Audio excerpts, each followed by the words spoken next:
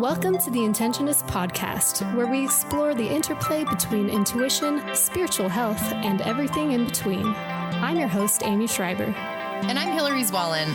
Our intention is to create a dialogue that inspires you to consciously forge your path with curiosity and compassion for life and its mysteries.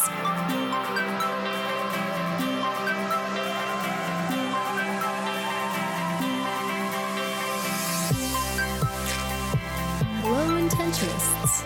Today we have an excellent episode that really delves into the spectrum of emotions and personal experience of running a business with two amazing entrepreneurs with a lot of hard-won wisdom. CEO Courtney Brown chats with Hilary about things like coping with stress as an entrepreneur, working mom guilt, and women changing the culture of business. They also discuss the collective movement of women coming together in supportive circles, seeking and accepting support, and overcoming a scarcity mindset. There is a ton of insightful conversation about creating the space for yourself and others to evolve and allowing versus forcing in life and business. I think you'll find their conversation inspiring and enlightening, especially if you are interested in what is vulnerable and human behind the scenes of successful female-led businesses. Featured on Entrepreneur.com and The Today Show, Courtney Brown is the CEO and founder of Sense of Style, a multi-million-dollar fashion company based in Bluffdale, Utah, and recently named the 18th fastest growing company in the state of Utah by Mountain West Capital. With a vision of empowering women to live bold and full lives, Courtney believes in her company's mission to teach millions of women that when they look good, they feel good, and then they have the power to do good. As a mother, wife, and CEO, Courtney is living proof that women can reject the idea that they have to choose between any of those titles to lead an empowered and full life. And you can visit her website at mysenseofstyle.com, and that's sense spelled with C-E-N-T-S, mysenseofstyle.com. Enjoy the show.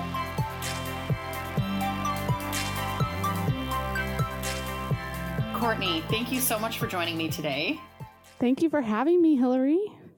I'm so excited to talk to a fellow female entrepreneur because we talk a lot about spirituality and what it looks like to progress in that way and all kind of the mysteries of the universe, which we love to do. But I also like to dig in to the entrepreneurship every so often and talk to another fellow entrepreneur. So I'd love for you if you could tell our listeners a little bit about yourself, your family, and your business Sense of Style. Sure. Okay. Yeah. My name is Courtney Brown, and I am the CEO and founder of Sense of Style. It's an online women's fashion brand. We like to say that we use fashion as a vehicle for women's empowerment.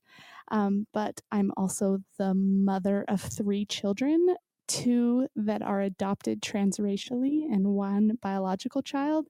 And I am the wife to my partner in all things, Mr. Sense of Style. That's his given name. It is. His given name is John Brown. So you have to say that all together.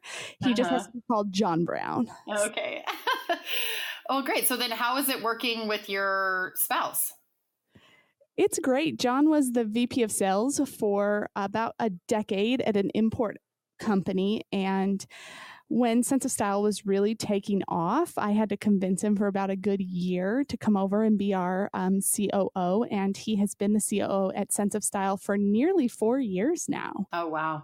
Been in this game a long time. Sense of Style has been around since 2007. Okay. And we are, a multi-million-dollar fashion brand based out of Bluffdale, Utah. Yeah, and we employ about 40 women. That's amazing.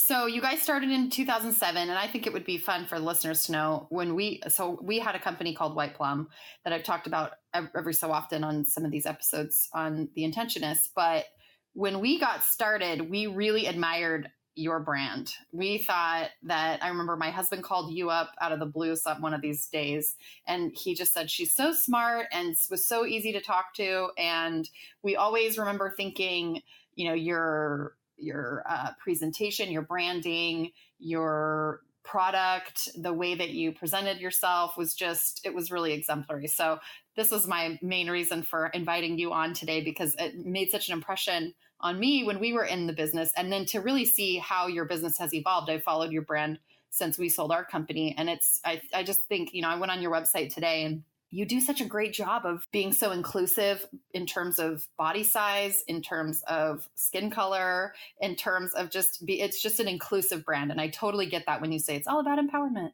So well, thank you. Those are huge compliments, especially coming from you and someone I admire and have watched and followed closely over the years. So that's really kind of you. In fact, I very much remember that phone call. Oh, and do you? It's probably been 5 or 6 years ago. And I was actually, we were still working out of my basement. And I can remember talking that one afternoon. But yeah. So let's talk about what made you want to start Sense of Style in 2007? What were you thinking at the time? So when I say we use fashion as a vehicle for women's empowerment, it's really a piece of the origin story. I was a new mom, a young mom. We had adopted our oldest daughter, and I was looking for a creative outlet for myself, somewhere that I could show my talents. And I'd always loved fashion. And this is all the way back in 2007, right? So e-commerce was not even really much of a thing. And fast fashion, affordable fashion hadn't really even gotten legs under itself yet. And I realized that there was a place in the market for women, your everyday woman like you and I, Hilary, that she could ask a trusted friend about affordable fashion, and nobody was doing it. So I set out to do that. Mm-hmm. And that's where it began. I actually began with a different business model. I had no startup cash, no business plan. So I went direct to the consumer the quickest way I knew how. And that was with in-home parties and direct sales. And we did that for nearly 4 years until I realized it wasn't scalable. And I then decided that I either had to walk away or I had to change the business plan. So in 2012, I took the revenue to zero, went 100% online, and started again. Oh, wow. Yep. That 2012, that was an important year. That's when we started our business too. It's interesting to see how nimble early startups have to be, right? Like you were saying, we started out thinking it was going to be this, and then it turned into something else because you were looking at the opportunities. Quite frankly, I think that's not only just early startups, but I think that's business in general. My friend Teresa Collins says you have to evolve or you dissolve, right? Others say innovate or die. Yep. You always have to be willing to pivot, to change. And that was the first major pivot we took. And we've taken smaller pivots. And I would say that this year of 2018, we're taking some other really major pivots at Sense of Style to evolve in the marketplace. That's great. So talk about what it's like. So I noticed that there's a lot of podcasts out there that talk about how to build your business, which can be helpful when you're starting out and even really anytime along the way. But I found when I was running my business, I was always more curious about how do people manage the stress of it? Sometimes the people who are on the operational end of business, whether you're the CEO or the COO, or you're really basically in ownership, it's all consuming, right? So what do you do to deal with the stress of managing? Do you have all female employees or just 40 of them are women? All but John. Oh, there you go. Nice. That is a very strong female brand. So then how do you deal with managing the stress of 40 employees, of, making sure that there's money in the bank, the product's good, just the whole rigmarole of that, on top of being a mom and a wife and a citizen of the world, right? It's not easy. And that has ebbed and flowed as much as the business has. Some years I'm really good at it. Some days I'm really good at it. And some I'm really not. Mm-hmm. In fact, earlier this year, I was so stressed that I gave myself shingles. I was in bed on my back for a solid week. And then I was half-time for another week or two. And I got a really mild case. And I've never had that much pain in my body before. And the terrible thing about shingles is it only comes from one place, from yourself and from your stress. Right. So I wish I could say that I'm really good at that. I've tried to become better. And a couple things. One, you have to surround yourself with really good people. Mm-hmm. And I've surrounded myself with some of the best. you have to have a good team that's going to help you out, and you have to ask for help. Mm-hmm. I don't do it all myself. In fact, I do very little of it by myself. I am not ashamed to say that I have a nanny and I have someone that cleans my home. Okay, stop right there, because think about how, even as women, like just even having to say, I'm not ashamed of this. Like, I remember that moment too, because when I was in that position where you're like, this is getting out of control, I have to have someone to help me take care of my kids. And I remember getting comments of people being like, well, I get why you have to do that, but I really want to raise my own kids. And there's like there is such a bizarre, like, collective imprint for working women, where we have to get, at least for me, I had to get to a place where I'm like you said, I'm not ashamed to have a nanny. But it took me like years, because I felt guilty that I wasn't with them all the time, So talk to me about that part of it for you. Yeah. In fact, my language I use there is really interesting, that I prefaced it even with not ashamed. So this is an interesting topic I like to talk about too, because my husband was the VP of sales for 10 years for an import company, and he was on the road 50% of the time. And not a single time did he walk out the door and have colleagues say, well, who's taking care of your kids? Amen. Amen. Exactly. And I get asked that all the time. And that's okay. I understand that we've made cultural and social agreements that often the female is the one in charge of the child rearing. In our family, it's slightly different. John is what we call the lead parent. Oh, wow. Also works full time. We both do. But if there is something that occurs, he is the one that peels off and takes on those duties. That's new for us, right? And that was a conversation we had. But I have decided that I want to live a full life. I want to live a bold and full life. In fact, that Sense of Style's entire purpose in existing is to empower women to lead bold and full lives.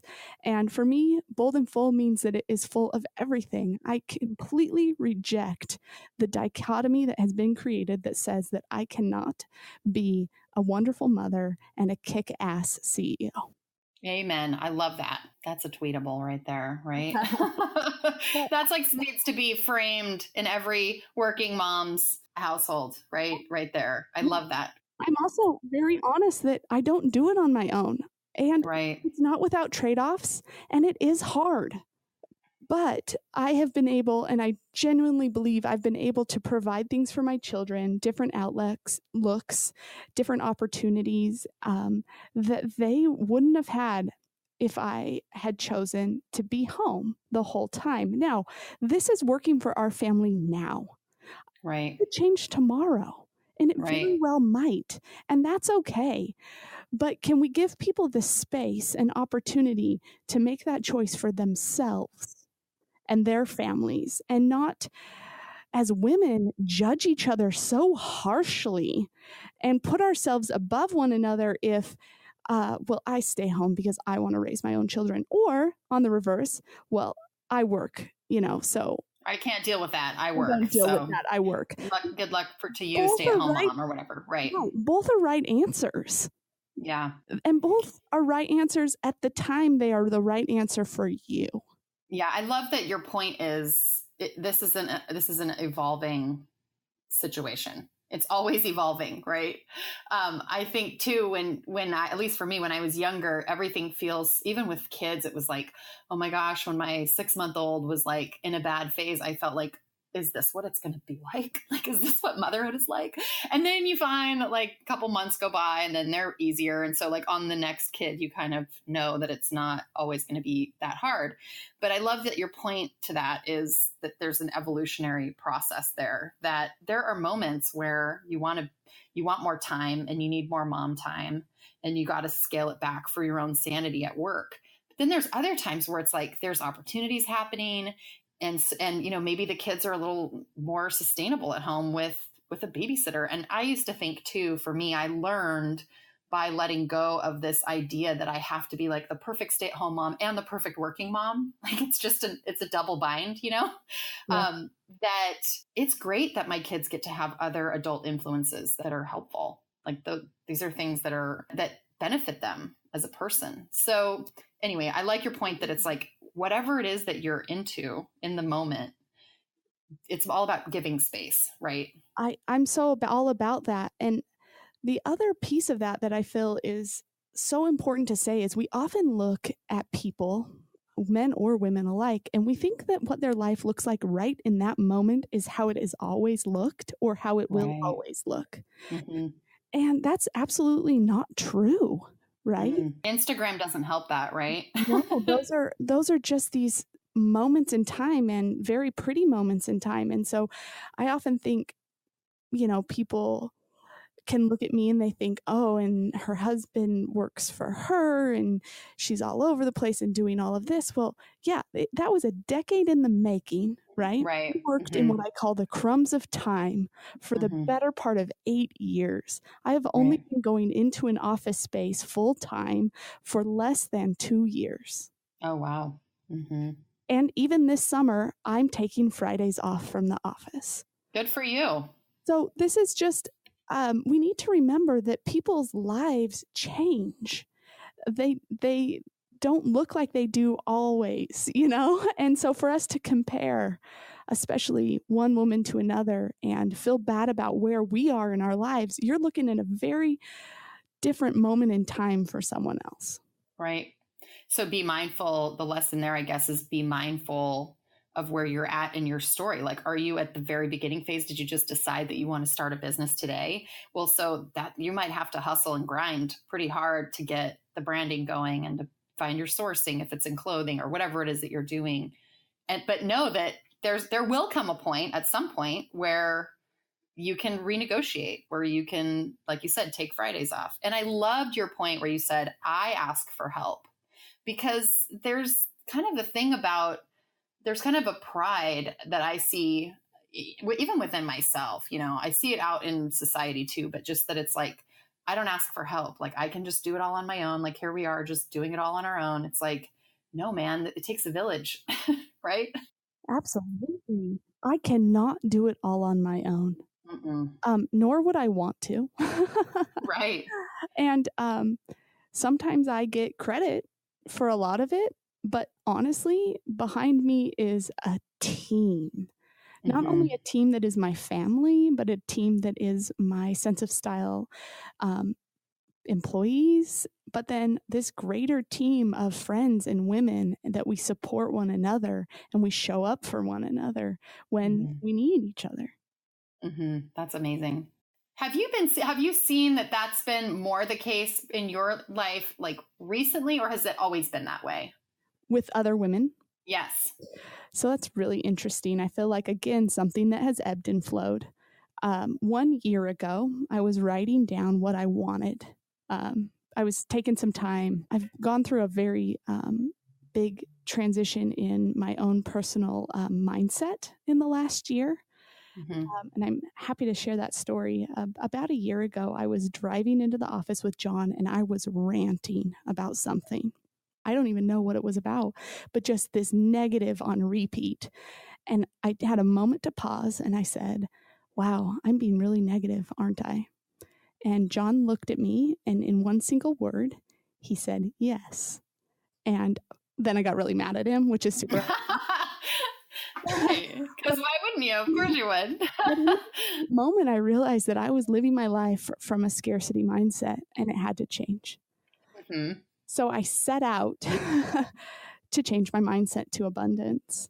And in that process, like I said, about a year ago, I was writing what I wanted. And one of the things I wrote is I wanted a tribe of fierce, powerful women around me that I could support and who could support me.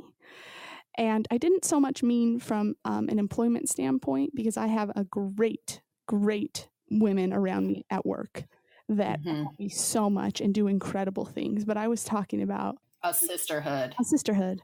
And I will tell you, once I threw that out into the universe, it's been amazing to see it happen as an intent and for me to open up to it and be willing to receive it. That's amazing. I feel like there's something going on collectively with that. Like I asked the question, like you said, it's in our own unique, like individual lives.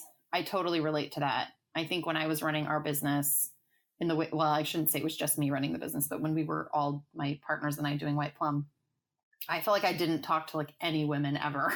It was just total isolation other than employees, but there's a different relationship there, And yeah, that was something that really became extremely necessary for me once we were out of the business. But I've seen it more. I just feel like maybe it's with all of this Me Too stuff and just what's going on in society today. It feels like more and more women are really seeking that to find ways where they can support each other and where they can find women who will support them in doing powerful work. Do you find that to be the case when you look out from where you're standing? I do. That's so interesting that you said that, because I've had this conversation multiple times in the last few months with separate, different people from different walks of life. And I don't believe that that's a coincidence. Mm-hmm. Yeah. And I do see that. I actually heard Marianne Williamson speak here in Salt Lake City just last week or the week before. And she said the exact same thing. Wow. That there's this shift. And this female and women are rising and deciding that we can do this together. We can support one another. We don't have to be one another's worst critics. Instead, we can be one another's biggest fans. I see it also as like, how do we shift the way that we even do business? Like in talking about and having this conversation with you today, I think let's juxtapose like 5 years ago. I'm thinking like I'm listening to podcasts and and I say, Amy and I talk about masculine, feminine all the time. And we don't necessarily mean like men bad, women good, but more just in that business up until recently has always been done from kind of a male perspective. So even women operating in business we're having to meet at this frequency where it's like totally masculine. Right? If we're going to jump in the arena, it's like you kind of have to go in with your gladiator gear because you're in the battle zone of business.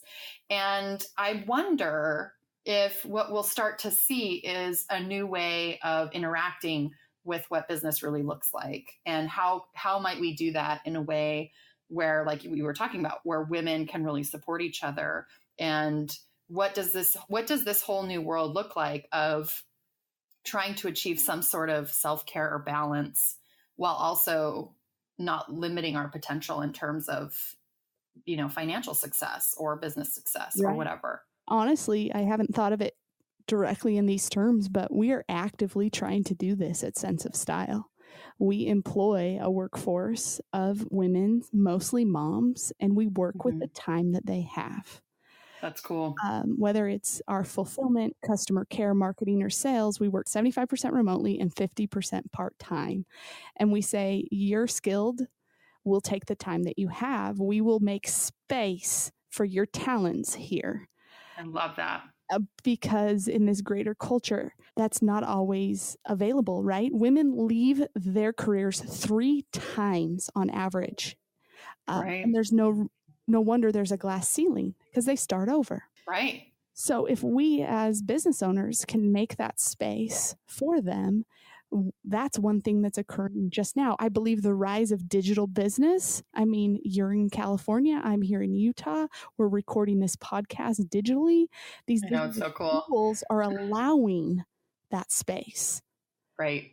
So, yeah, I mean, I think this rise of women business owners, especially from like digitally native brands like Sense of Style, like Bandeau, like Freshly Picked, like Spanx, right? Like these, this is occurring and allowing for that. And yes, sometimes you do have to put on the gladiator gear, especially if you're talking to banks and in traditional male fields, but you also get to run your companies your own way. Also, the rise of this influencer and blogger business owners, that's a whole new way that women are kind of circumventing traditional advertising and saying, I can sell this product myself with my own influence and authenticity. Right.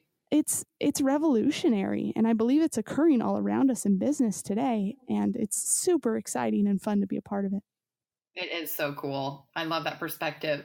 So tell me a little bit about what are some of the limiting beliefs like that you've had to overcome? Oh man, so many. I'm still doing it every day. It's a process. Me too. I get it. In regards to myself or in regards to business? I think both. I just touched briefly on that really huge limiting belief of scarcity. It was it honestly changed my life. That moment in the car changed my life because it allowed me the space to realize I needed to rework my mindset. And this idea of scarcity I mean, you're familiar with this digital fashion, fast fashion place. It's incredibly noisy and competitive. Yeah. And it's fast. You have to be at such a fast pace. Yes. You're as familiar as anyone with that. And you can either look at that through fear and through scarcity, and I won't share, I won't talk about it. It's only mine, mine, mine. Or you can think there's enough room for everybody. And that is a limited belief I am been actively working on. And one that I can tell you, as I even began to become aware of it and work on it, has changed and blessed my business and myself in so many ways. That's great. So how so? Give an example. So in this, you mentioned how fast this digital fast fashion world moves. It's changed so much since I've been in it. And we knew that the changes in the market required us to change as well. And a year ago, I would not have been open to most of the changes, right? Because you have to recognize the limited belief, and then you have to open up to realize that maybe there's a different way. And that maybe your way and the way you've been grinding it out isn't the best way. And I'll tell you, as I came to realize it, open myself up, we have started a sister company, a Sense of Style, that 1 year ago I never would have been even remotely open to, and one that has enormous potential and will help other women businesses. And it is so exciting. And we've been doing it for, the idea came to us in January, and we've been doing it for almost less than 2 months. And we've signed 8 clients. And I believe that the possibility of it is huge. We are essentially taking the knowledge that we've gained in e-commerce and helping other women build their brands, so cool. Optimize for e-commerce. And if I had kept that scarcity mindset, we would never have been open to this. And whether or not it blows up, which I believe it will, I get to help other women. I get to help them rise. And if I really believe in my vision and my life's purpose, I have to stand behind that no matter what it means. I love that. I love too that just the idea that by sitting in the discomfort, you were able to, from a grounded place, really see that there's always opportunity, right? It's always there. It's just, and do you want to be the one, like now look at you, you're holding space for all these new female entrepreneurs in your new, wherever you're headed with your new brand. It's a really good lesson to think about, especially when you're just exhausted in work mode and you're like, how do I shed this limiting ideology? Because I think for you, like it sounded like it kind of happened in an instant, right? The way you described it, that you kind of became aware of how this belief was running you all of a sudden, right? And then you were able to look at it from a place of real groundedness, which I think a lot of people would maybe be aware of it or wouldn't want to admit that that's what's going on. So you were able to recognize, shift your beliefs, and now look at what's coming out of this. It could be even bigger than Sense of Style eventually, right? You never know. And the thing is it did kind of, I think it was building, if I'm being really honest. It was probably building within me for some time. But in that moment, the awareness was there. And I'm not going to say the belief changed right then. It has taken a lot of active work on my part. Right. Of examining and sitting in that discomfort, writing and reading and thinking and crying and realizing that I've been doing it. I'm not going to use the word wrong because I try not to use that sort of language, but I've been doing it in a way that was not serving me and was not serving my company or the greater good. And that's humbling. Yeah. Humbling when you realize that your own limited beliefs is controlling the culture of your company and those Wow. around you, and you created that.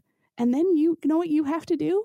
You then have to work at reversing it if you want to Right. move forward, not only for yourself, but then you have to work on reversing it for everyone at your company. That's humbling. Wow.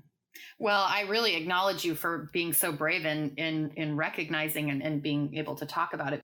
Does this pop up on the regular? Is this like something that it kind of flags, but now you can look at the flag and go, oh, there it is. There's that little scarcity that I'm used to hearing. Now take a back seat. Whereas before there wasn't a awareness of it. So it was just running you like a machine, like a program. Does that make sense? Absolutely. Yes. It doesn't go away overnight. Those are some serious pathways you've created in your brain. Mm-hmm. But the awareness allows you to recognize it and perhaps do something different. One thing that I have done, and I'll be honest, I learned this from a coach. I have a life coach that I've learned a lot of techniques to help you move from a scarcity mindset to an abundance. And one thing I learned from her was to ask yourself in every situation, what is the gift? I like that. What is the gift? Because every situation has a gift. No matter how terrible it looks, there is a gift. And if you can recognize it, you can see the grace in it and move forward. And to speak to the coaching, I started getting executive coaching maybe it was in January for the first time. And I'm like, it is life-changing. So I think in terms of like you're saying, asking for help, if there's a way for budding entrepreneurs to receive coaching on some level, like how beneficial is coaching? It's changed my life. I don't know how I would have done it on my own. I have a life coach that helps me in this abundance mindset. It's more personal development work, but I also have an executive coach that then takes this to an executive business level. It's similar, but just kind of through a different lens. And the fact that I'm even open to it speaks volumes. And what is it, because you weren't open to it a few years ago and you are now? Or I would have been like, oh, whatever, I don't need that. Right? That's a waste of money. I figured it out. I can just work harder. Oh man. Well, good for you. I feel that way. I feel like I've had a similar evolution on my own path where I remember telling Rod after like my third meeting, I'm going to continue on with my coach through the end of this year. And I was like, I hope that there is never a time in my life where I cannot get coaching, like where I can not get coaching, because it's so helpful, especially when you're at a place, like you said, where you're like, I'm about living a bold and full life. I'm about empowering other women. I'm about, kicking ass in business and building up other women while I do it. I mean, it's hard to hold that space all the time without a really strategic support network. So, would you agree or no? Oh, yes. And I was just going to say that, like, I'm privileged to be able to afford this coaching, right? Mm-hmm. And sometimes people kind of laugh at it, but I mean, Olympic athletes have coaches for their nutrition, for their lifting, for the single skill, for the team skill, and nobody bats an eye.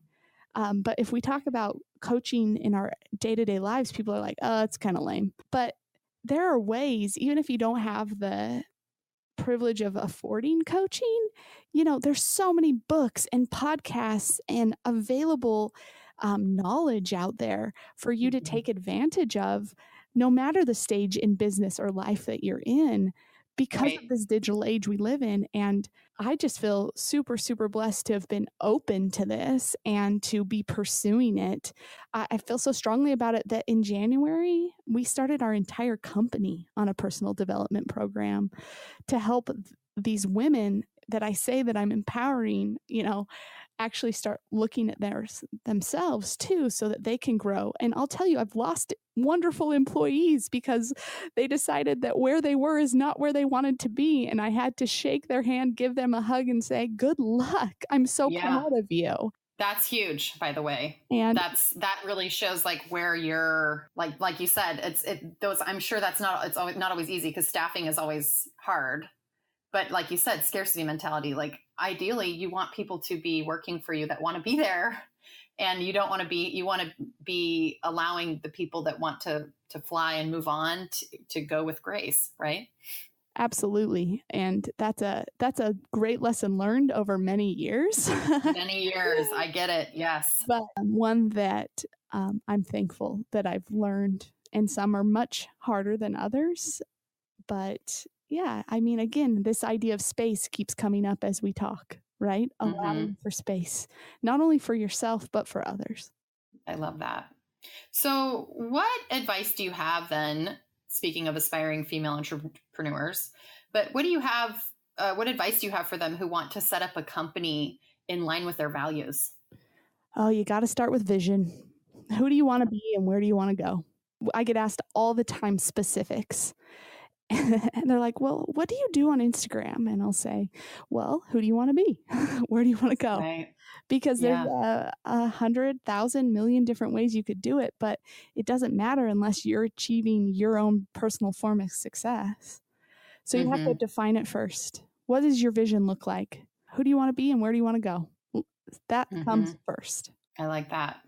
Yeah, it's not like there's some simple, I mean, there's like tips and tricks that you can do, but it's really true. I find that now that social media is maturing, it's really easy to spot the phonies in my mind. Like, I feel like I can really tell when someone is really authentically them online, or at least that's what resonates with me, rather than putting up whatever it is that they're putting up that they think people want to see or hear. Do you agree or no? Oh, I absolutely agree. I think authenticity is so vital and it can be spotted from a mile away. Right. And it's vulnerable to be authentic, but it will serve you better than anything else. So what's next then? What's next for you? What's next for me? I told you just briefly about our sister company. It's called Be Fulfilled. We have launched. So essentially, we are taking our knowledge in everything from fulfillment, customer service, product development, and helping other female brands build their own. But honestly, that's John's baby and something he's actively working on. Myself, I'm trying to give myself a little more space. My word for the year is allow. Because I'm really good at grinding things out. And 2018 is a year of experiment for me, of if I just let go and allow for what will be, maybe I'll be happier. Maybe my business will boom. Maybe working harder and harder and harder isn't the answer.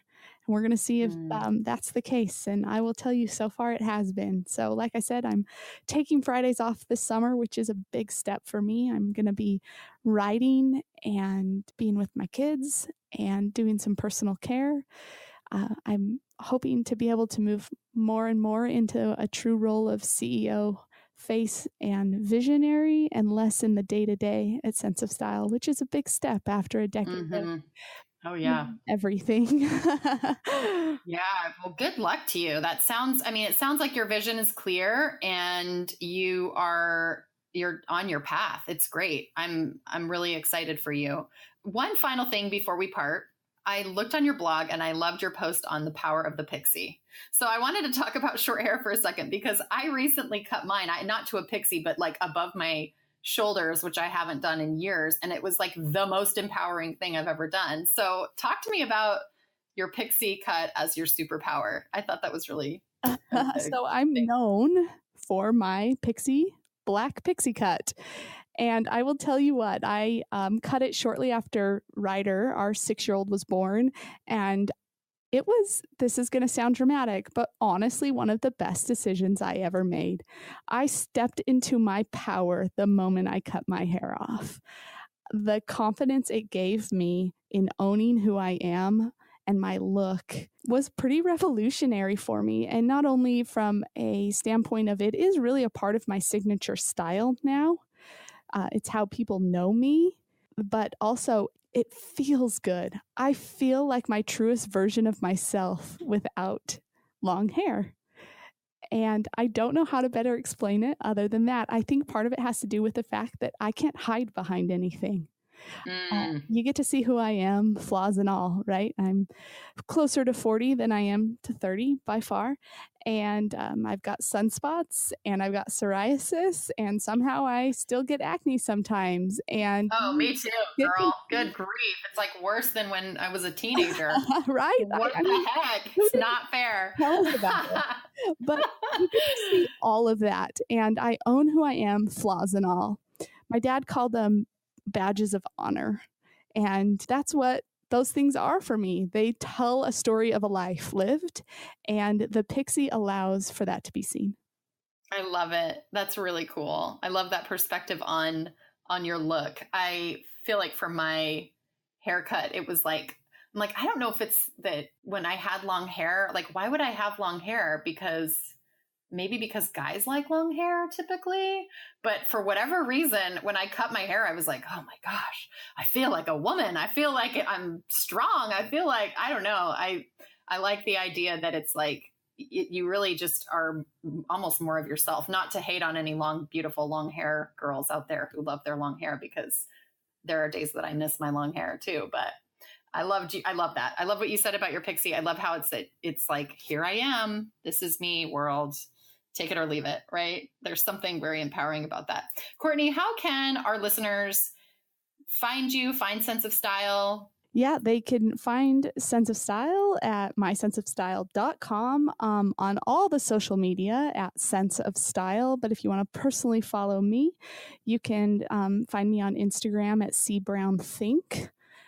C as in Courtney, because I'm a perpetual overthinker. Or my husband and I podcast at Married to the Number 2 Business, where we talk about all things marriage, family, and business, particularly in a non-traditional way. Great. And what about Be Fulfilled? Is there any links to that? Not yet. We actually have a waiting list because it's going gangbusters, but please feel free to reach out, whether by DM or just send an email, and it will get through to the appropriate persons. Awesome. Courtney, thank you so much for your time today. Thank you. I appreciate it. Before we part, we'd like to say thanks for listening, and we hope you'll connect with us on Instagram, Facebook, and YouTube. We would love to hear from you and appreciate all feedback, shares, and likes. To learn more and subscribe to our newsletter, visit Intentionists.com. And no matter where you are or what you're creating, we send you love and invite you to breathe and begin. See you next week.